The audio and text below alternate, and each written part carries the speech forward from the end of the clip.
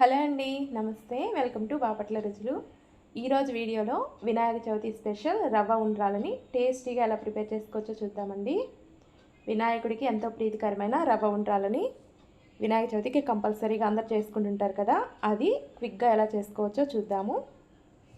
దీనికోసం ఒక మందపాటి కడాయి ఒకటి పెట్టేసుకోండి. ఒక 2 స్పూన్స్ నెయ్యి వేసుకోండి. ఇది బియ్యం నూకండి, ఒక కప్పు తీసుకుంటున్నాను. ముందు రోజునైతే బియ్యాన్ని కడిగేసి ఆరబెట్టేసుకోండి. తెల్లవారి ఆరబెట్టుకున్నాక ఈ విధంగా రవ్వలాగా మిక్సీ పట్టేసుకోండి. ఆ రవ్వని ఒక కప్పు తీసుకుంటున్నాను. మీడియం ఫ్లేమ్ పెట్టుకుంటూ మంచి స్మెల్ వచ్చే వరకు రవ్వని ఫ్రై చేసుకోండి. రవ్వ మంచి సువాసన వచ్చే వరకు ఈ విధంగా కలుపుకుంటూ మీడియం టు లో ఫ్లేమ్ పెట్టుకొని ఈ విధంగా ఫ్రై చేసుకోండి. రవ్వ ఫ్రై అయిపోయాక వేరే ప్లేట్లోకి తీసేసుకోండి. తర్వాత అదే కడాయిలోనే ఒక కప్పు రవ్వకి 2 కప్పులు వాటర్ వేసుకోండి. 2 స్పూన్స్ జీలకర్ర వేసుకోండి. పచ్చిశనగపప్పు 2 స్పూన్స్ ఒక హాఫ్ అన్ అవర్ ముందు నానబెట్టేసుకొని ఉంచుకున్నాను, అవి కూడా వేసాను. టేస్ట్కి తగ్గట్టు ఉప్పు వేసుకోండి. పచ్చిశనగపప్పు ఒక 50% బాయిల్ చేసుకోండి. తర్వాత 1 స్పూన్ నెయ్యి వేసుకొని ఫ్రై చేసి పెట్టుకున్న బియ్యపు రవ్వ కూడా మొత్తాన్ని ఉండలు లేకుండా ఈ విధంగా కలుపుకుంటూ వేసేసుకోండి.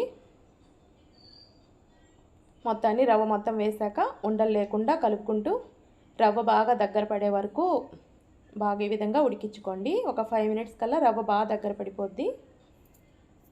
ఇలా దగ్గర పడిపోయిన తర్వాత లో ఫ్లేమ్ పెట్టుకుంటూ ఇంకా గట్టిగా అయ్యే వరకు ఈ విధంగా మధ్య మధ్యలో కలుపుకుంటూ ఈ విధంగా ఉడికించుకోండి.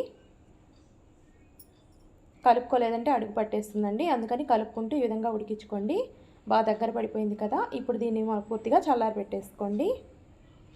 రవ్వ పూర్తిగా చల్లారిపోయిన తర్వాత చేతికి నెయ్యి రాసుకొని ఈ విధంగా ఉండ్రాల్లాగా చుట్టేసుకొని పక్కన పెట్టేసుకోండి. మొత్తాన్ని ఈ విధంగా మొత్తాన్ని చేసి పెట్టేసుకోండి. నేను వీటిని ఇడ్లీ పాత్రలో ఉడకబెట్టుకుంటున్నాను. వాటర్ వేసుకొని బాయిల్ చేసుకోండి. తర్వాత ఇడ్లీ ప్లేట్లకు తీసేసుకొని మొత్తాన్ని 10 to 15 మినిట్స్ పాటు మీడియం ఫ్లేమ్లో ఉడికించుకోండి. తర్వాత స్టవ్ కట్టేసుకొని 5 మినిట్స్ వరకు తీయకుండా తర్వాత తీసేసి వినాయకుడికి నైవేద్యం పెట్టేసుకోండి. ఎంతో టేస్టీగా చాలా బాగుంటుందండి. ఉట్టిగైనా తినచ్చు, లేదంటే ఊరగాయ పచ్చళ్ళలోకి తిన్నా చాలా బాగుంటుంది రవ్వ ఉండ్రాళ్ళు. ఈ వినాయక చవితికి ట్రై చేసి ఎలా వచ్చిందో కామెంట్ చేయండి. వీడియో నచ్చితే ఒక లైక్ చేయండి. మన ఛానల్ని సబ్స్క్రైబ్ చేసుకోండి. Thanks for watching.